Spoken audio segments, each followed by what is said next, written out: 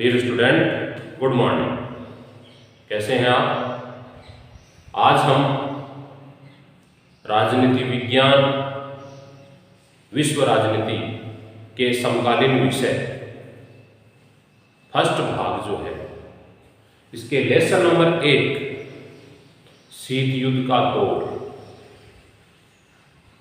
का अध्ययन करेंगे। ये जो लेसन है 12वीं क्लास में तो आपके काम में आएगा ही आएगा। इसके बाद में बीए थर्ड ईयर में भी सेम ही टॉपिक है, शीत युद्ध का दौर। इंटरनेशनल पॉलिटिकल जो है एक टॉपिक है आपके, इंटरनेशनल पॉलिटिकल पूरी बुक है। इसमें पहला जो लेसन है आपके उधर बीए पार्ट थर्ड में, उसमें भी सेम ही टॉपिक है, शीत युद्ध का दौर। इसलिए इस टॉपिक को न केवल 12वीं क्लास में बल्कि कॉलेज लेवल पर भी ये आपकी बहुत सहायता करेगी। अतः विशेष रूप से विशेष ध्यान देकर इसको पढ़ना है। प्रत्येक साल आने वाले जो मोस्ट क्वेश्चन हैं वो भी उन पर भी हम चर्चा करेंगे, उन पर भी हम डिस्कस करेंगे कैसे कैसे प्रश्न बनते हैं। तो कॉपी किताब आपको साथ में रखनी है, जो इम्पोर्टेंट चीज़ें हैं वो साथ साथ लिखना है, और जो भी समस्याएं हैं उनको मैसेज के माध्यम से या फोन के द्वारा आप पूछ सकते हैं। बात करते हैं शीत युद्ध का दौर। तो सबसे पहले बात आती है कि आखिर शीत युद्ध कहते किसे? What is definition in cold war? शीत युद्ध हम किसे कहते? शीत युद्ध से तात्पर्य था आमने सामने की हथियारों से लड़ाई न लड़कर एक वैचारिक युद्ध था, विचारों का आदान प्रदान था। दूसरे को किस प्रकार से धमकाना है, पत्र पत्रिकाओं के माध्यम से, टीवी के माध्यम से, रेडियो के माध्यम से, एक तरह से कागज कार्रवाई के माध्यम से दूसरे को प्रभावित करना शीत युद्ध था। शीत युद्ध प्रारंभ क्यों हुआ? क्या कारण ऐसा था जिसके कारण शीत युद्ध जो था वो प्रारंभ हुआ? तो द्वितीय विश्व युद्ध की बात करते हैं। सबसे पहले हम बात करते हैं द्वितीय विश्व युद्ध, सेकेंड वर्ल्ड वॉर। द्वितीय विश्व युद्ध जो है ये कब से कब तक लड़ा गया? पहली बात तो आपको ये याद रखना, द्वितीय विश्व युद्ध के बाद शीत युद्ध प्रारंभ हुआ। सुनाता है शीत युद्ध का प्रारंभ कब माना जाता है? तो शीत युद्ध का प्रारंभ है वो कब माना जाएगा भाई?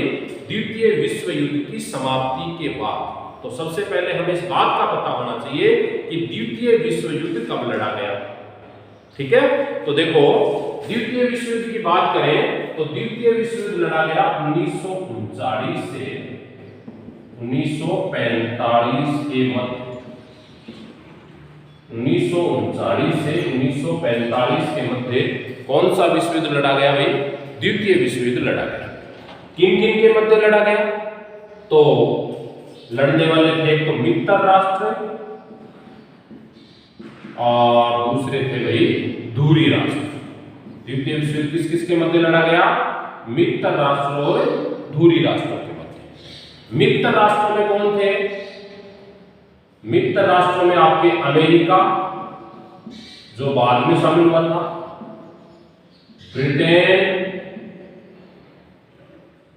ब्रिटेन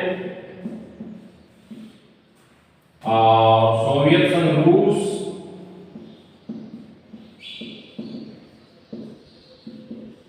फ्रांस, ये तो थे मित्र राष्ट्र।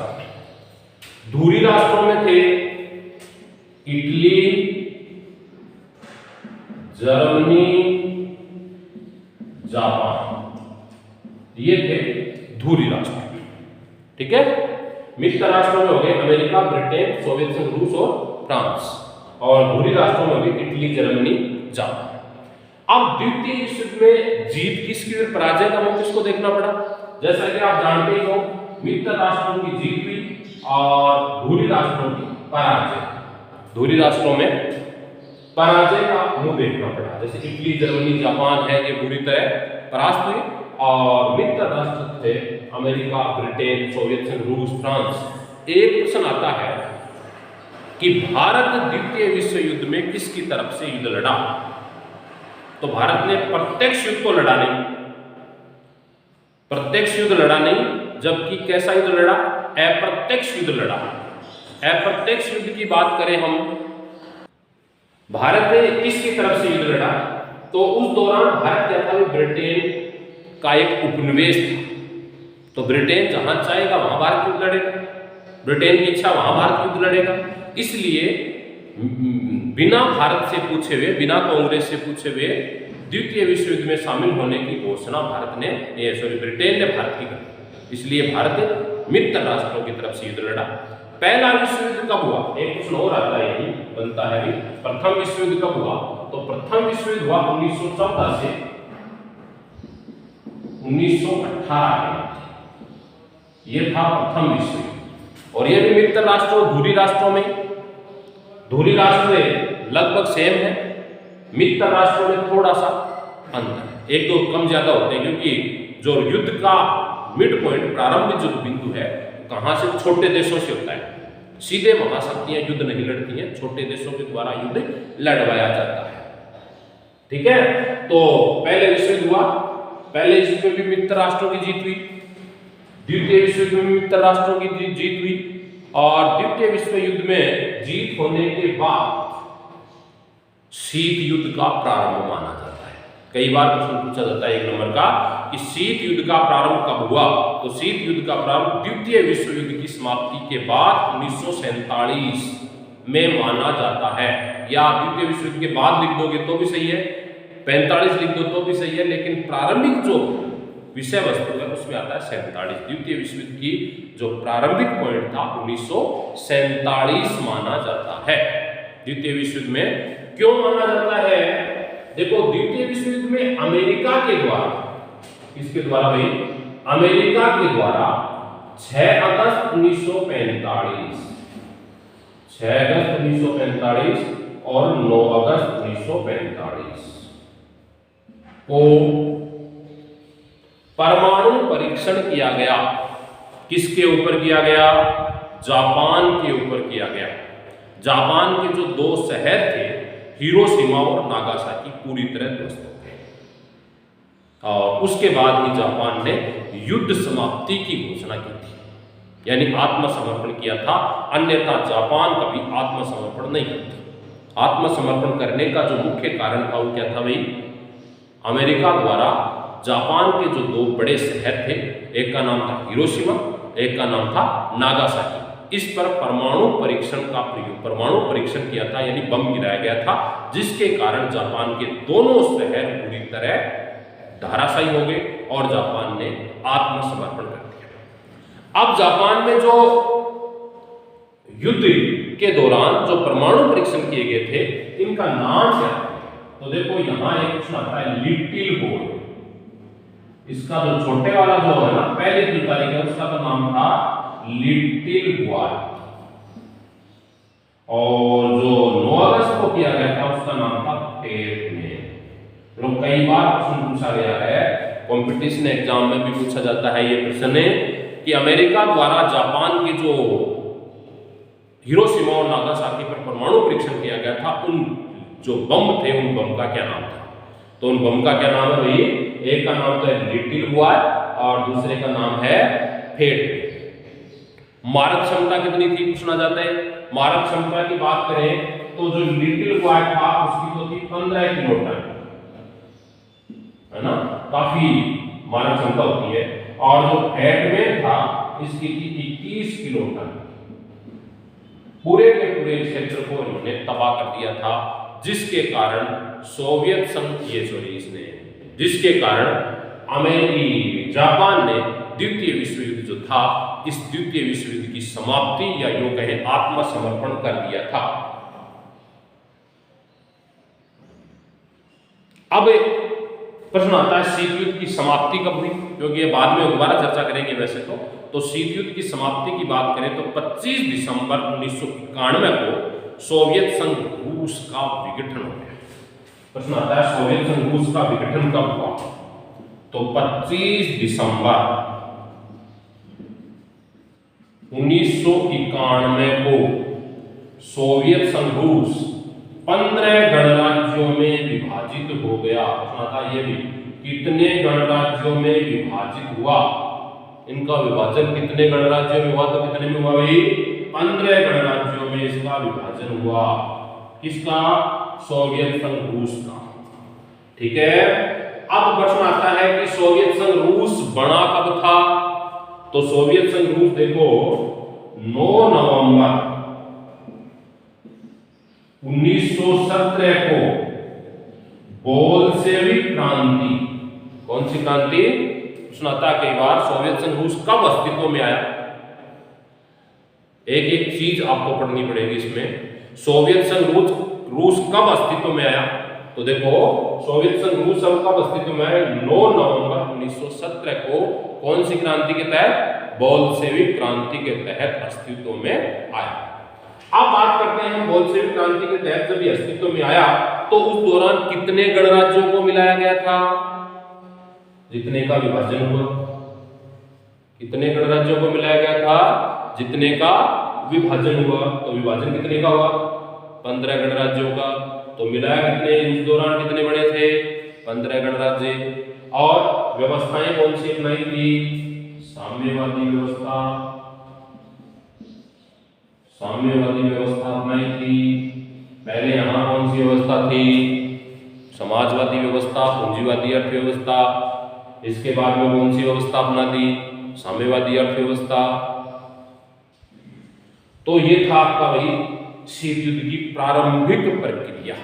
कि शीत युद्ध, सबसे पहले मैं एक बार दोबारा बात चर्चा कर लूं, पूरी को रिवाइज कर देता हूं, उसके बाद में हम पढ़ेंगे शीत युद्ध के लिए साधन कौन कौन से हैं, शीत युद्ध की परिभाषा, कारण, परिणाम, और उसके बाद हम पढ़ेंगे क्यूबा मिसाइल संकट। ठीक है, तो एक बार दोबारा देखें। शीत युद्ध सबसे पहले कहते किसे हैं, दो महाशक्तियों के मध्य आपसी वैमनस्यता, तनाव, घृणा, ईर्ष्या का जो माहौल विश्व में तैयार हो रहा था, उस व्यवस्था को नाम शीत युद्ध दिया गया है। ठीक है, शीत युद्ध जॉन एफ कैनेडी राष्ट्रपति थे, उन्होंने इसका नाम दिया गया था।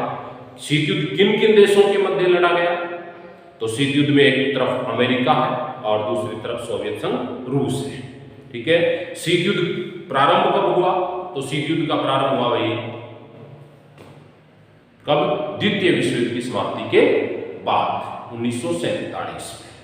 प्रश्न आता है द्वितीय विश्व युद्ध कब लड़ा गया, 1939 से 1945 के मध्य। किन किन के मध्य लड़ा गया, मित्र राष्ट्रों, धुरी राष्ट्रों के मध्य। मित्र राष्ट्रों में कौन थे, अमेरिका, ब्रिटेन, सोवियत संघ, रूस और फ्रांस। धुरी राष्ट्रों में कौन थे, इटली, जर्मनी और जापान। और अमेरिका के द्वारा किस शहर पर परमाणु बम गिराया गया था, जापान के 2 शहर थे, एक हिरोशिमा और दूसरा नागासाकी। परमाणु बम गिराया गया था, उसकी तारीख क्या थी, 6 अगस्त 1945 और 9 अगस्त 1945। जो परमाणु बम गिराया गया था उसका नाम क्या था, 6 अगस्त को गिराया गया उसका नाम था लिटिल बोर्ड, और 9 अगस्त को गिराया गया था उनका फैटमैन। मारक क्षमता कितनी थी, 15 किलोटन और 21 किलोटन, जिसके कारण जापान ने आत्मसमर्पण कर दिया और युद्ध की समाप्ति हो गई। और युद्ध की समाप्ति के बाद में 120 में शीत युद्ध प्रारंभ हो गया। अब हम बात करेंगे शीत युद्ध के साधन कौन कौन से हैं, है ना, शीत युद्ध के साधन कौन कौन से हैं। तो देखो शीत युद्ध के लिए कौन कौन से कारक जिम्मेदार हैं, साधन की बात करें तो सबसे पहला साधन है भाई, उस दौरान ये जो शीत युद्ध था, ये था एक तरह से प्रचार युद्ध। शीत युद्ध का दूसरा नाम कह दो आप प्रचार युद्ध। अपना प्रभाव जमाने के लिए किया गया कार्य, मतलब अपना प्रभाव कैसे हो इसके लिए कैसे कार्य करे। तो देखो उस दौरान आज की तरह फेसबुक, इंस्टाग्राम, व्हाट्सएप में ये तो थे नहीं, न इंटरनेट था।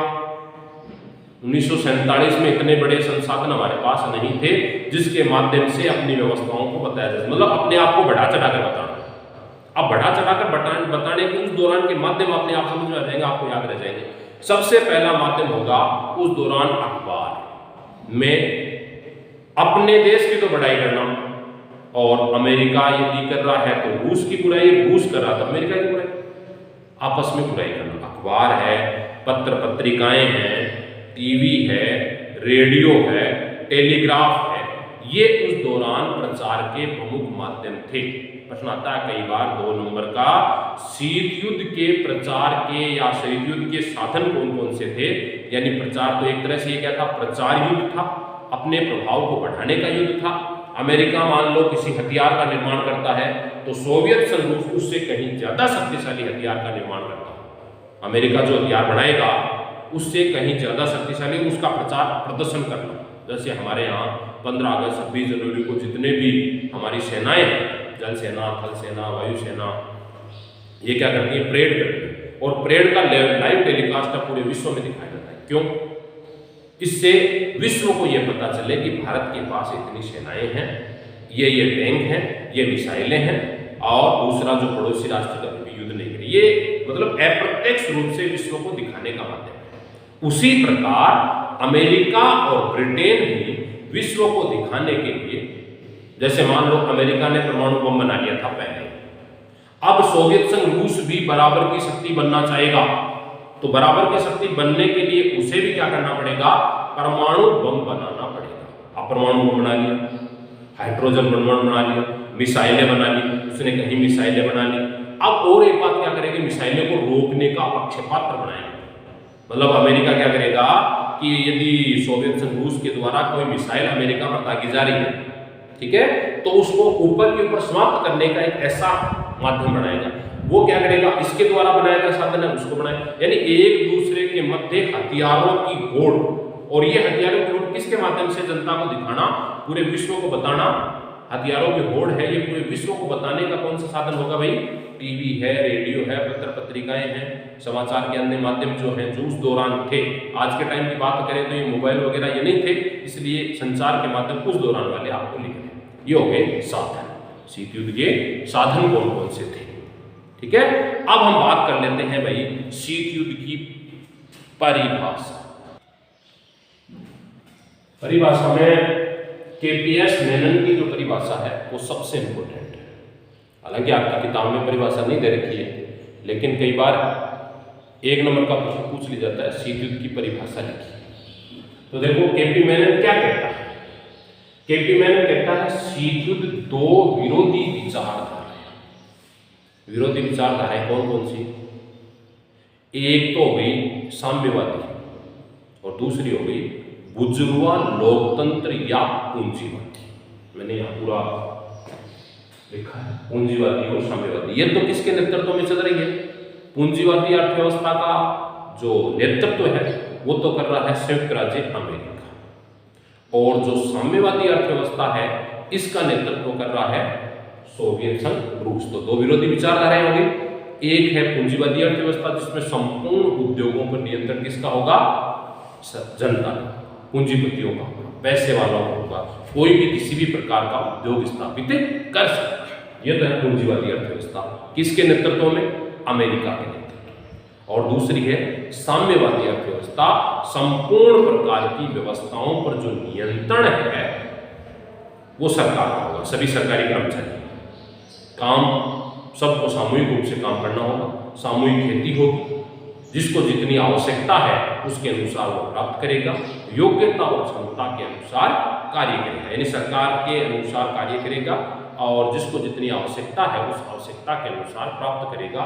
ये व्यवस्था कौन सी व्यवस्था भाई, साम्यवादी अर्थव्यवस्था है। तो दो विरोधी विचारधाराएं होंगी। दो विरोधी विचारधाराओं के बाद यदि बात करें हम, दो देश हो गए। दो देश कौन कौन से, एक हो गया संयुक्त राज्य अमेरिका और दूसरा हो गया सोवियत संघ रूस। दो गुट कौन कौन से, अमेरिका के नेतृत्व में बनाया गया 29 अप्रैल 1949 को नाटो, उत्तरी अंटार्कटिक संधि संगठन, जिसमें 12 सदस्य थे, मतलब 12 सदस्यों को मिलाकर ये नाटो बनाया गया था, जिसका उद्देश्य था यूरोप में सोवियत संघ और साम्यवादी जो विचारधारा है इसके प्रसार को रोकना। ठीक है, किसी एक देश पर आक्रमण होता है तो आक्रमण को सामूहिक माना जाएगा और सभी के सभी 12 देश मिलकर इस आक्रमण का प्रत्युत्तर देंगे। मतलब एक देश आक्रमण का प्रत्युत्तर नहीं देगा, सभी के सभी 12 देश मिलकर इस आक्रमण का क्या देंगे, प्रत्युत्तर देंगे, उत्तर देंगे, जवाबी कार्रवाई करेंगे। जवाबी कार्रवाई के बाद ही प्रशासनिक व्यवस्थाएं हैं वो संचालित हो सकेगी। ठीक है, तो ये हो गया भाई, एक तो हो गया नाटो, ये तो किसने बनाया, अमेरिका ने बनाया। लक्ष्य क्या था, यूरोप में जो भी साम्यवादी व्यवस्थाएं हैं उनका मुकाबला करना। किसी एक देश पर यदि आक्रमण होता है, उस आक्रमण को क्या माना जाएगा? सामूहिक माना जाएगा, और सब मिलकर उस आक्रमण का प्रत्युत्तर देंगे। इसके विरोध, किसके विरोध में? इसके विरुद्ध तो बनाना पड़ेगा, तो इसके विरोध में इन्होंने वार्सा पैक्ट का निर्माण किया। किसने किया भाई वार्सा पैक्ट का निर्माण? सोवियत संघ रूस ने 1955 में 7 राज्यों को मिलाकर, 7 देशों को मिलाकर क्या बनाया? वार्सा पैक्ट बनाया, जिसका मुख्य लक्ष्य था यूरोप में नाटो के देशों का प्रतिरोध करना। जो 12 देश हैं, उन 12 देशों का प्रतिरोध करना, उनका विरोध करना, उनकी व्यवस्थाओं को समाप्त करने का प्रयास करना, ये था। 2 राज्य हो गए, एक तो आप पहले पढ़ चुके हो संयुक्त राज्य अमेरिका, और दूसरे सोवियत संघ रूस, ठीक है। और 2 नेता, अमेरिका का तो नेता जॉन फास्टर डुलास एवं सोवियत संघ रूस का स्टालिन।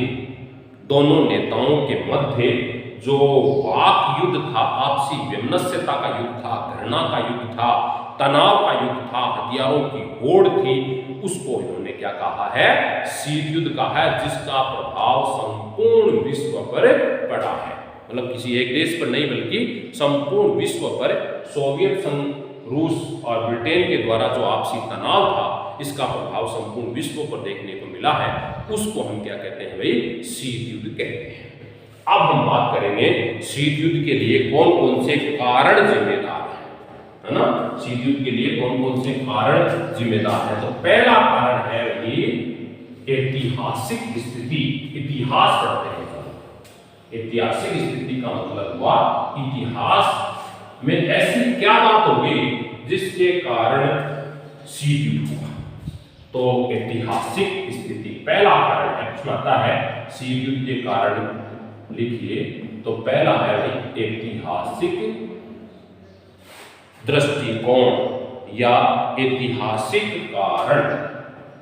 दृष्टिकोण कह दो या कारण कह दो। इतिहास देखो, पहले जब हम पढ़ रहे थे पेरिस का जो अर्थ, meaning of world war definition से, उस दौरान आपने ये पढ़ा था भाई कि ऐतिहासिक कारणों के बाद में यदि बात करें तो सोवियत संघ रूस 9 नवंबर 1917 को कौन सी क्रांति के तहत अस्तित्व में आया था? बोल्शेविक क्रांति के तहत अस्तित्व में आया था। और बोल्शेविक क्रांति जो रूस की प्रश्न आता है, रूस की कौन सी क्रांति रूस में? तो बोल्शेविक क्रांति के दौरान 15 गणराज्यों को मिलाकर सोवियत संघ रूस का निर्माण किया गया था। सोवियत संघ रूस एक तरह से बना था। जब सोवियत संघ रूस का निर्माण हुआ, या यूं कहें सोवियत संघ बना, तो इनका विचारधारा थी वो थी साम्यवादी। इसकी विचारधारा कौन सी थी? साम्यवादी। और संपूर्ण विश्व में ये साम्यवादी विचारधारा का प्रचार प्रसार करना चाहते थे और पूंजीवादी अर्थव्यवस्था को समाप्त करना। जो जिसका निर्माण करेगा वो स्वाभाविक बात है अपने प्रभाव क्षेत्र को बढ़ाने का प्रयास करेगा। तो इसका परम लक्ष्य क्या था भाई? इसका परम लक्ष्य यह था कि ये जो साम्यवादी अर्थव्यवस्था है, इस साम्यवादी अर्थव्यवस्था का तो प्रचार प्रसार करना, और विश्व की जो अन्य अर्थव्यवस्थाएं हैं, अन्य व्यवस्थाएं हैं जिसमें पूंजीवादी जो है, इसको समाप्त करने का प्रयास करना, इसको रोकने का पुरजोर प्रयास करना कि ये कैसे भी रुके, इसका प्रभाव क्षेत्र कैसे भी कम हो। साम्यवादी व्यवस्था को रोकने के लिए इसका निर्माण हुआ। तो इतिहास इस बात का गवाह है कि ये जो व्यवस्थाएं हैं कब प्रारंभ हुई? 9 नवंबर 1917 को। इसलिए विश्व के अन्य जो देश थे, अन्य देशों में जहां पहले लोकतंत्र स्थापित था, उन देशों ने इस साम्यवाद के प्रचार प्रसार को कम करने के लक्ष्य से, इस प्रचार प्रसार को कम करने के लक्ष्य से सोवियत अमेरिका के साथ मिलने का प्रयास कर लिया। इसलिए विश्व के जो दूसरे देश थे वो भी अमेरिका प्रभाव को बढ़ावा देने लगे और सोवियत संघ के प्रभाव को कम करने लगे। इसलिए सोवियत संघ की जो प्रकृति है वो क्या थी? साम्यवादी थी। और साम्यवादी थी इसलिए पूंजीवादी अर्थव्यवस्था का वो घोर विरोध करता था। और जब पूंजीवादी व्यवस्था का घोर विरोध करेगा तो स्वाभाविक बात है, दो विरोधी विचारधाराओं में क्या होगा? टकराव होगा, जिसके कारण शीत युद्ध हुआ। पहला कारण इतिहास। नंबर 2, दूसरा कारण है भाई द्वितीय मोर्चे को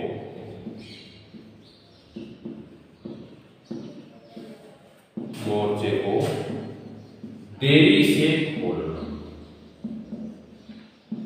कई बार पूछा जाता है कि द्वितीय मोर्चा क्या होता है। आपके भी इस बात का संशय होगा कि द्वितीय मोर्चा क्या है। आप पढ़ रहे थे कि द्वितीय विश्व युद्ध किन किन के मध्य लड़ा जा रहा था? मित्र राष्ट्रों, धुरी राष्ट्रों के मध्य लड़ा जा रहा था। ठीक है, अमेरिका और सोवियत संघ, रूस क्या थे? दोनों फ्रेंड थे, मित्र राष्ट्र थे, साथ में युद्ध लड़ रहे थे। ठीक है, अब जब वो साथ में युद्ध लड़ रहे थे, मित्र राष्ट्र और धुरी राष्ट्र दोनों, ये मित्र राष्ट्र में, तो जर्मनी के द्वारा या यूं कह दो धुरी राष्ट्रों के द्वारा सोवियत संघ पर आक्रमण तो कर रखा था, क्योंकि एक दूसरे को समाप्त करने का प्रयास करेंगे। इसलिए जब आक्रमण कर रखा था तो जर्मनी के द्वारा सोवियत संघ का जो इलाका था उसको भारी क्षति पहुंचाई जा रही थी। तब सोवियत संघ का जो नेता था, उस सोवियत संघ के नेता ने मित्र राष्ट्रों से अपील की कि द्वितीय मोर्चे को खोला जाए ताकि हमारे यहां जो क्षति हो रही है इस क्षति को रोका जा सके। इन्होंने क्या किया? इन्होंने क्योंकि झंडों का इन्होंने क्या किया? द्वितीय मोर्चा का मतलब है स्वतंत्र सेना या सुरक्षित सेना कह दो, स्वतंत्र सेना कह दो, या दूसरी भाषा में बात करें तो सुरक्षित सेना। सुरक्षित सेना का मतलब ये युद्ध नहीं लड़ रही थी। द्वितीय मोर्चे वाले आराम से बैठे थे, जब पहले मोर्चे वाले परास्त होने वाले होंगे तब द्वितीय मोर्चे को खोले।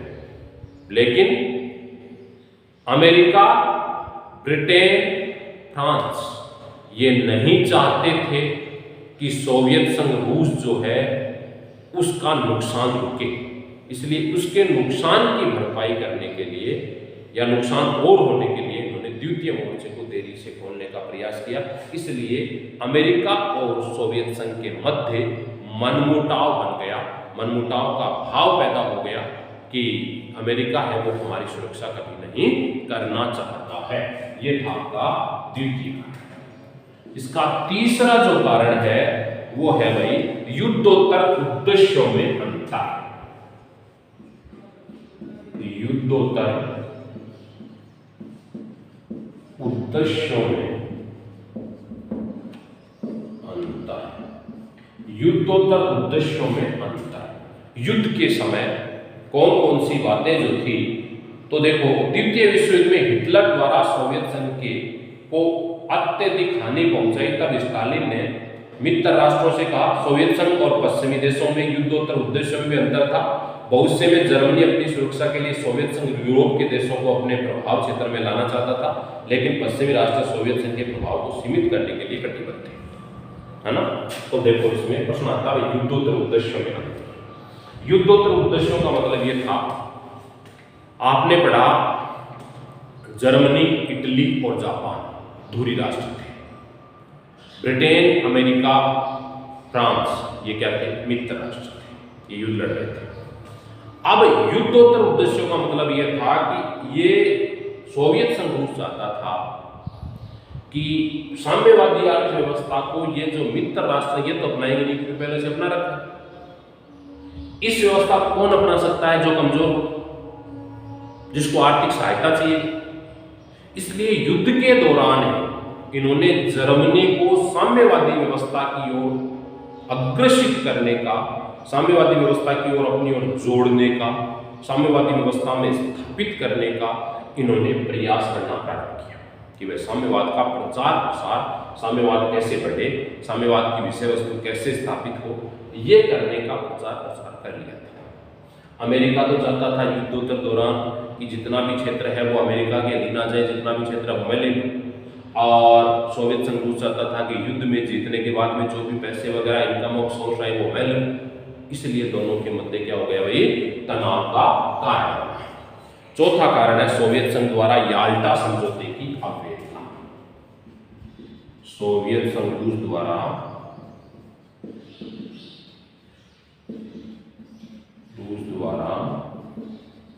याल्टा समझौता, ब्रिटेन, अमेरिका और सोवियत संघ रूस के मध्य एक समझौता हुआ था। उस समझौते का नाम था याल्टा समझौता, जिसके तहत युद्ध समाप्ति के बाद अपनी अपनी सीमाएं जो पहले थी उस सीमाओं में आप चले जाओ।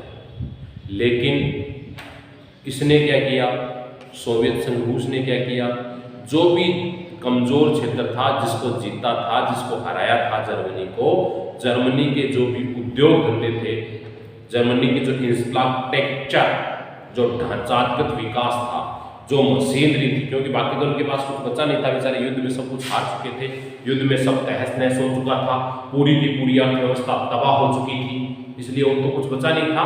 इंफ्रास्ट्रक्चर ऑफ डेवलपमेंट, ढांचागत विकास बचा था उस दौरान। कहाँ?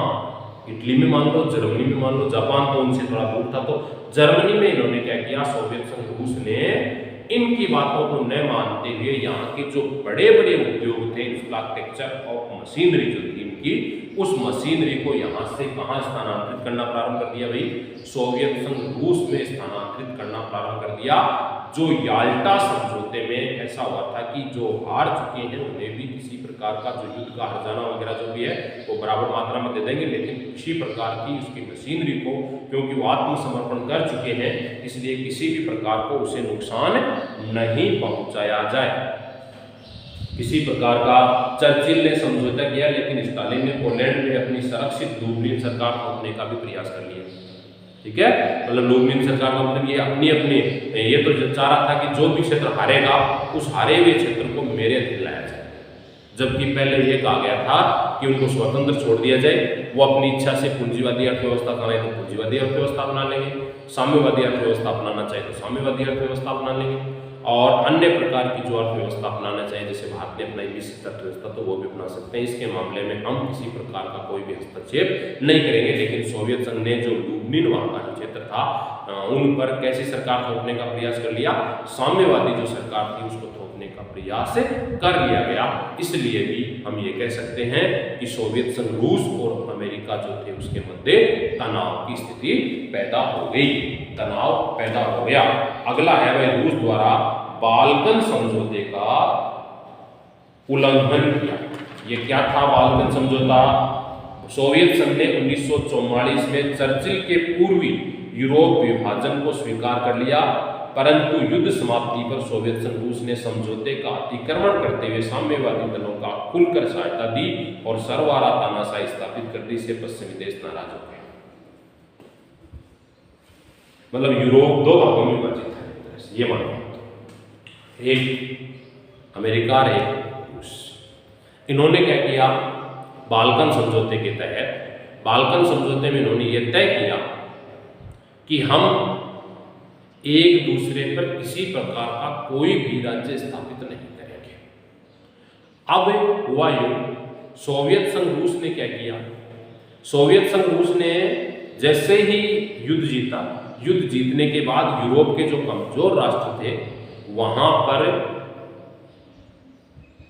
साम्यवादी अर्थव्यवस्था थोपने का प्रयास किया और तानाशाही राजा स्थापित करवा दिया।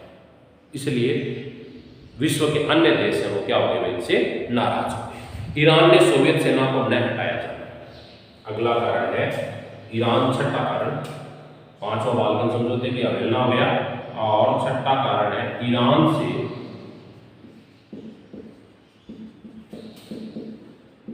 सोवियत सेना न हटाना। युद्ध समाप्त हो गया, आत्मसमर्पण करने के बाद युद्ध समाप्त हो जाता है। अब युद्ध समाप्ति के बाद क्या हुआ, युद्ध समाप्ति के बाद नियम ये होता है कि सेना को वापस हटा के वहां ले जाइए।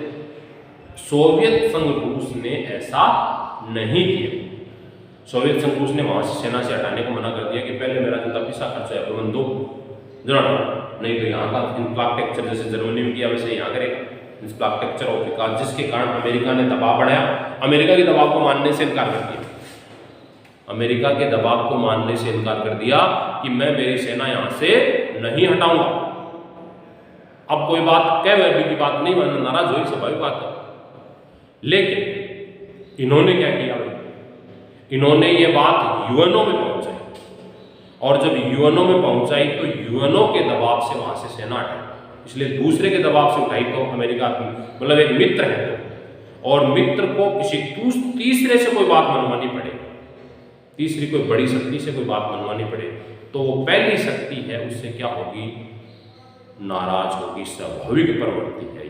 तो उसी प्रकार जब इराक से सोवियत संघ ने अमेरिका और ब्रिटेन के कहने पर सेना नहीं उठाई तो अमेरिका ने ये बात कहाँ पहुंचाई, यूएनओ में पहुंचाई। यूएनओ पहले बढ़ चुका था, 24 अक्टूबर 1945 को शीत युद्ध बाद तक चल रहा था, इसलिए यूएनओ में पहुंचाई सोवियत। अब यूएनओ में पहुंचाई संयुक्त राष्ट्र संघ में, तो संयुक्त राष्ट्र संघ में विश्व के जो देश थे उन्होंने सोवियत संघ रूस पर दबाव बढ़ाया, तब जाकर इराक से जो युद्ध के दौरान जो सेना भेजी थी उसको हटाया। नहीं तो वहाँ का इंफ्रास्ट्रक्चर और विकास, ढांचागत विकास वहाँ स्थापित, वो जो थे मशीनरी वगैरह सब कहाँ लाना चाह रहा था, अपने क्षेत्र में लाना चाह रहा था। इसलिए भी सोवियत संघ रूस जो है वो क्या हुआ भाई, नाराज। अगला पॉइंट है यूनान में सोवियत संघ का हस्तक्षेप। यूनान में सोवियत संघ का हस्तक्षेप। यूनान में अपनी सरकार सन 1944 में एक समझौते के द्वारा यूनान ब्रिटेन के अधिकार क्षेत्र को स्वीकार कर लिया, परंतु बाद में सोवियत संघ के प्रोत्साहन से वहां कौन सी व्यवस्था स्थापित कर दी, साम्यवादी अर्थव्यवस्था स्थापित। दोबारा यूनान ने क्या किया भाई, 1944 में ब्रिटेन के अधीनता, ये तो एक तरह से लुटेरा देश था, जहां भी जाता अपना अधिकार जमा लेता था, तो ब्रिटेन की अधीनता इन्होंने स्वीकार कर ली। ठीक है। अब सोवियत संघ रूस ने वहां के जो स्थानीय नेता थे उन नेताओं को दिया प्रोत्साहन, पैसे, आर्थिक सहायता, और आर्थिक सहायता देकर कहा कि आपको राजा बनना चाहिए। इस ब्रिटेन वाली जो व्यवस्था ना, लोकतंत्र वगैरह, ये कुछ नहीं है, आपको लूट लिया और लूट लिया, लुटेरा देश है। यदि देश का विकास चाहते हो, सर्वांगीण विकास चाहते हो, तो क्या करना पड़ेगा, साम्यवादी व्यवस्था अपना लो। और साम्यवादी व्यवस्था में गरीब देशों का सबसे ज्यादा उत्थान होता है। तो यूरोप में यूनान क्या था उस दौरान, सर्वाधिक सबसे प्राचीन लोकतंत्र था यूनान में। जो आप 11वीं क्लास में पढ़ के आए हो, यूनान के नगर राज्यों में पहली बार लोकतंत्र स्थापित हुआ था। उस लोकतंत्र को ब्रिटेन की अधीनता 44 में स्वीकार कर ली, लेकिन सोवियत संघ ने इसे प्रोत्साहन दिया और प्रोत्साहन देकर कहा कि ये आपका मामला नहीं है, इसको यहाँ से समाप्त करो और कौन सी व्यवस्था स्थापित करो, कौन सी व्यवस्था स्थापित करो, साम्यवादी स्थापित करो। और साम्यवादी व्यवस्था जैसे स्थापित होगी हम आपको आर्थिक सहायता प्रदान कर देंगे, जिसके कारण ब्रिटेन नाराज हुआ और ब्रिटेन का खास मित्र था अमेरिका, तो अमेरिका नाराज हुआ और अमेरिका और ब्रिटेन नाराज होने के कारण दोनों में मनमुटाव जो था वो क्या हो गया भाई, बढ़ गया। अगला पॉइंट है भाई, टर्की पर सोवियत संघ का प्रभाव। टर्की पर सोवियत संघ का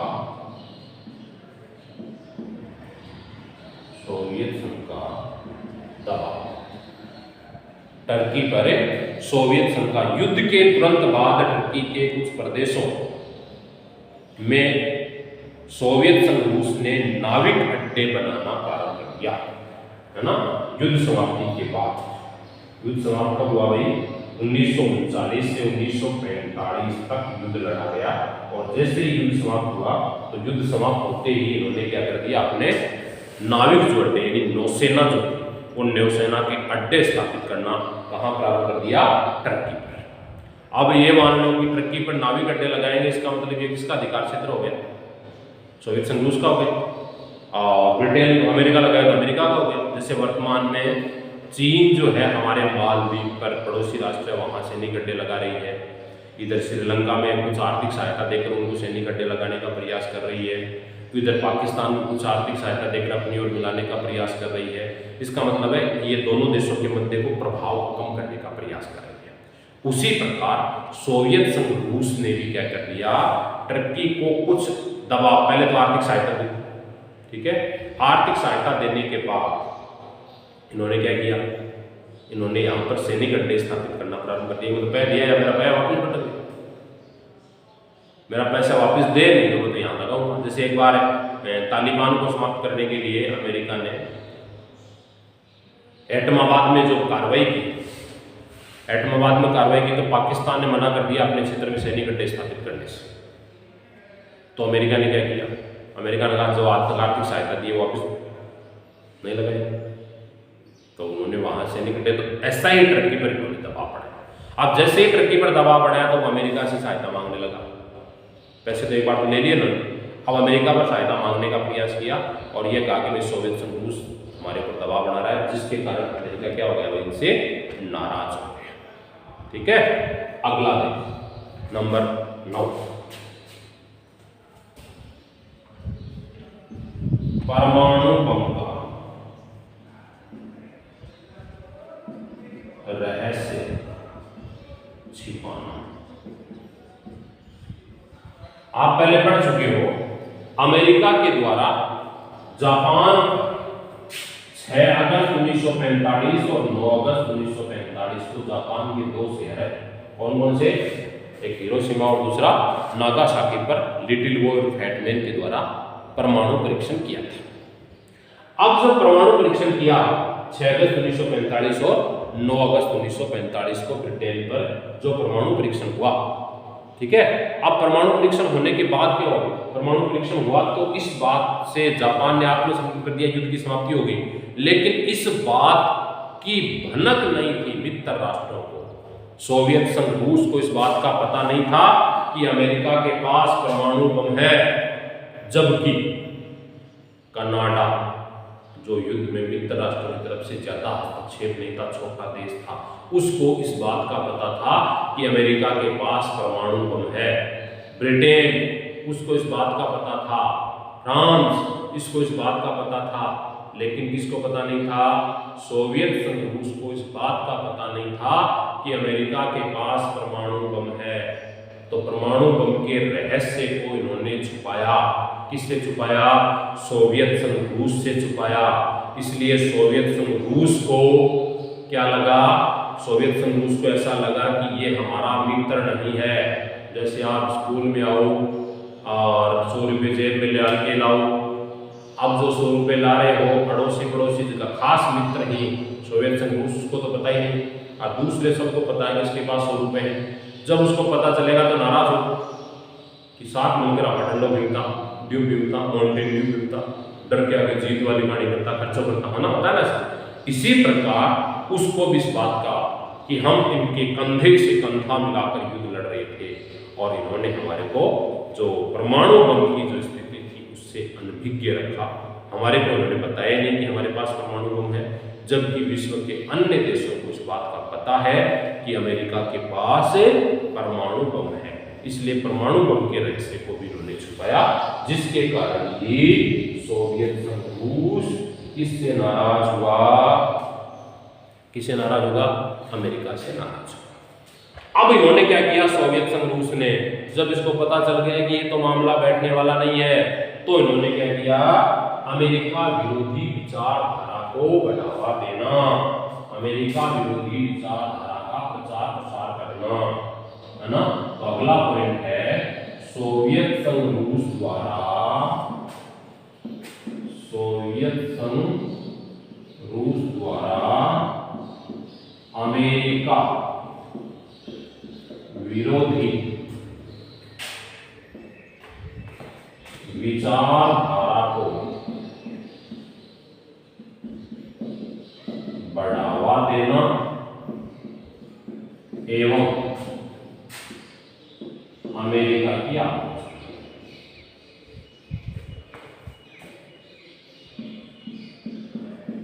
एवं अमेरिका की आलोचना।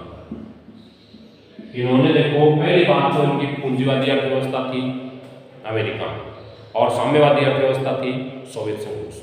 इसलिए सोवियत संघ रूस साम्यवादी व्यवस्था का तो प्रचार प्रसार करेगा और पूंजीवादी व्यवस्था को समाप्त करने का प्रयास करेगा। इसलिए सोवियत संघ रूस द्वारा अमेरिका विरोधी विचारधारा अपने पत्र पत्रिकाओं में, टीवी में, रेडियो में अमेरिका का विरोध करना प्रारंभ कर दिया कि ये बेकार, कुछ नहीं है, पूंजीवादी अर्थव्यवस्था कुछ नहीं है, अपनी अर्थव्यवस्था सर्वश्रेष्ठ है, एक दिन समाप्त हो जाएगी और हमारा जो है सभी विश्व के मजदूरों एक हो जाओ, तुम्हारे पास खोने के लिए क्या है भेड़िया और पाने के लिए पूरा विश्व पड़ा है।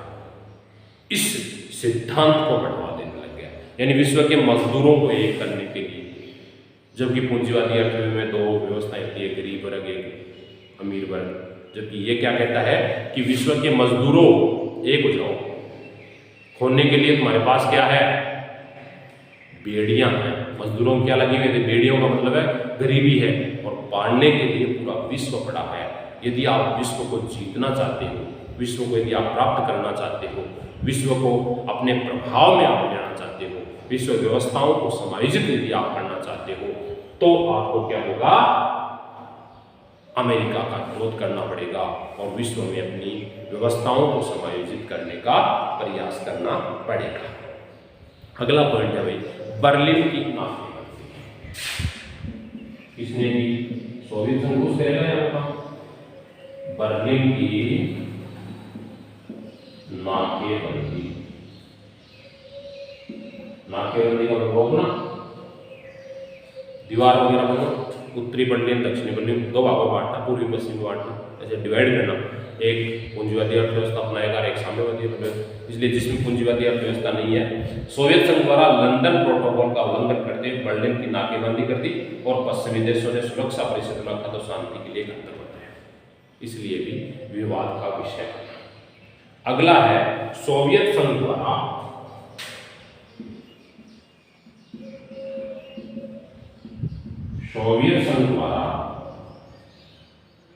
UNO, United Nation of Organization, संयुक्त राष्ट्र संघ में वीटो, इसको अंग्रेजी में वीटो कहते हैं, हिंदी में कहते हैं निषेधाज्ञा।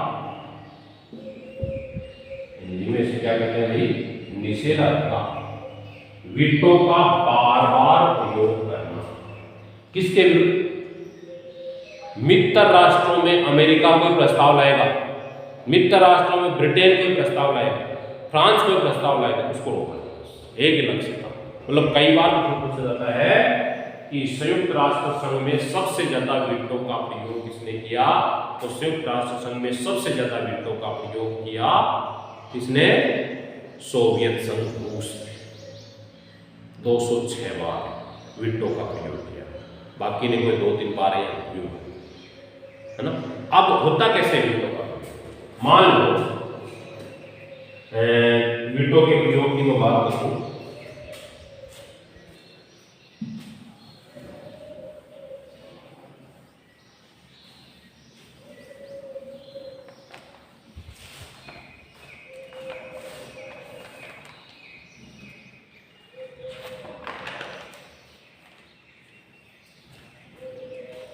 वीटो क्या है, यूएनओ की स्थापना के समय 5 राष्ट्रों ने वीटो किया गया था, निषेधाज्ञा। 5 राष्ट्र कौन कौन से हैं जिसको वीटो प्राप्त है, नंबर 1 अमेरिका, संयुक्त राज्य अमेरिका, नंबर 2 सोवियत संघ रूस, आज के टाइम में रूस, ठीक है, नंबर 3 ब्रिटेन, नंबर 4 फ्रांस और नंबर 5 साम्यवादी दौरान साम्यवादी चीन। ये 5 राज्यों को क्या प्राप्त है, वीटो प्राप्त है। सुरक्षा परिषद की कार्रवाई, इसका प्रमुख अंग है ये सुरक्षा परिषद। पहला अंग इसका महासभा है और दूसरा अंग यूएनओ का कौन सा है, सुरक्षा परिषद।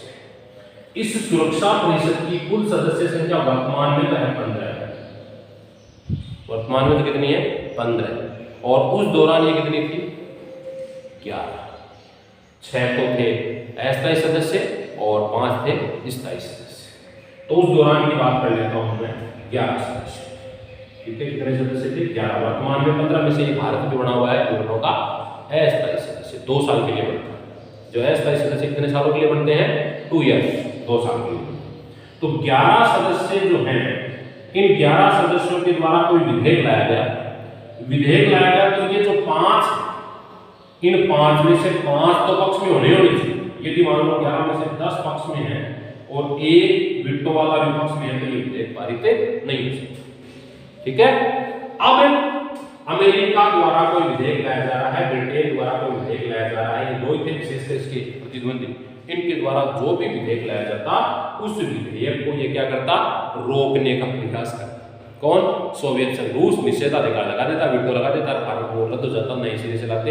इसलिए इससे क्या हो जाते, नाराज होते कि हम जो विधेयक लाना चाह रहे हैं इन विधेयकों को ये पारित नहीं होने देता।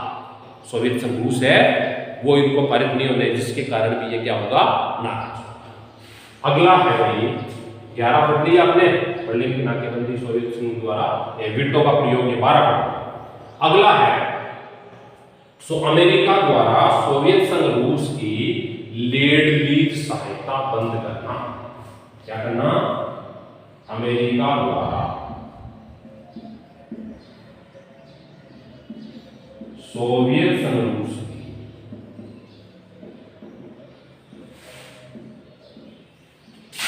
लेड लीज सहायता बंद करना।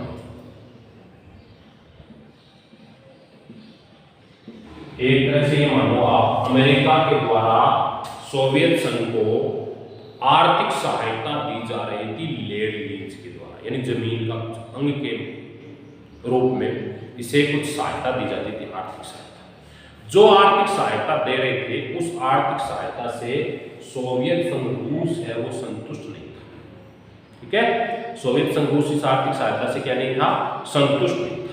उनका ये मानना, जैसे कितने भी मान लो किसी आदमी को 10,000 रुपए मिल रहे हैं तो वो 10,000 संतुष्ट नहीं होगा, उसकी इच्छा होगी 11,000। जब 11 हो जाए तो उसकी इच्छा होगी 12 मिले, 12 मिले तो 15 हो जाए, 15 हो जाए तो 30 हो जाए। ऐसे इसका क्या था, लेड लीज सहायता के रूप में अमेरिका के द्वारा इनको क्या दी जा रही थी, आर्थिक सहायता दी जा रही थी, जिससे सोवियत संघ रूस संतुष्ट नहीं था। फिर क्या हुआ, जब संतुष्ट नहीं था फिर भी चल रहा है, लेकिन सोवियत अमेरिका ने क्या कर दिया, पूरी की पूरी जो लेड लीज सहायता थी, है ना, इस लेड लीज सहायता को ही बंद कर दिया। जो मिल रहा था वही ठीक था, लेकिन मिल रहा था उसको भी क्या कर दिया इन्होंने, बंद कर दिया। जिसके कारण सोवियत संघ रूस है वो किससे नाराज हो गया भाई, अमेरिका से नाराज हो गया। अगला और लास्ट कारण है सैद्धांतिक और वैचारिक संघर्ष, है ना, विचारों का संघर्ष। अब देखो सैद्धांतिक और वैचारिक संघर्ष की बात करें हम, नंबर ये 12, 13, 14, 15 सैद्धांतिक एवं वैचारिक संघर्ष। सैद्धांतिक एवं वैचारिक संघर्ष, सिद्धांत में मान लो, विचारों में मान लो, संघर्ष कैसे? देखो अमेरिका है ये अपना रहा है पूंजीवादी अर्थव्यवस्था, और जो व्यवस्था अपनाएगा उसका प्रचार प्रसार किसमें करेगा, विश्व में करेगा। ठीक है, और ये अपना रहा है भाई साम्यवादी व्यवस्था।